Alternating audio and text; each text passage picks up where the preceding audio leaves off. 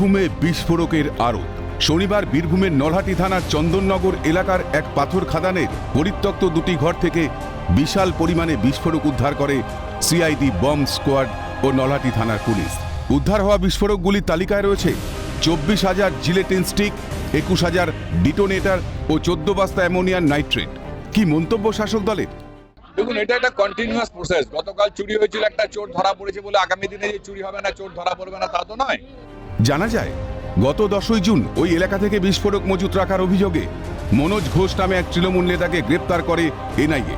অন্যদিকে গত শুক্রবারই মোহাম্মদবাজার বিস্ফোরক উদ্ধারকাণ্ডে জেলবন্দি অনুব্রতের প্রাক্তন দেহরক্ষী সাইগাল হোসেনকে জেরা করে জাতীয় তদন্তকারী সংস্থা। ঠিক সেই রাতেই বীরভূম চন্দননগর পাথর খাদান থেকে উদ্ধার এত বিস্ফোরক। কোথা থেকে এলো এই বেআইনি বিস্ফোরক? কিসের উদ্দেশ্যে? বড় কোনো নাশকতার ছক কষতেই এত আয়োজন? গোটা ঘটনা ইতিমধ্যেই লেগেছে রাজনীতির ছিটে।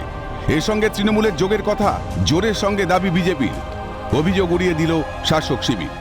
মাফিয়া আজকের এই যে ঘটনা, এই ঘটনার সঙ্গে বিকি শেখের নাম জড়িয়ে এসছে। বিকি শেখই এই জিলেটিন স্টিক, নাইট্রেট, অ্যামোনিয়া, যা অত্যাধুনিক বিস্ফোরক, যে কোনো ভয়ঙ্কর ঘটনা ঘটতে পারে যার মাধ্যমে, সেগুলো পাওয়া গেছে।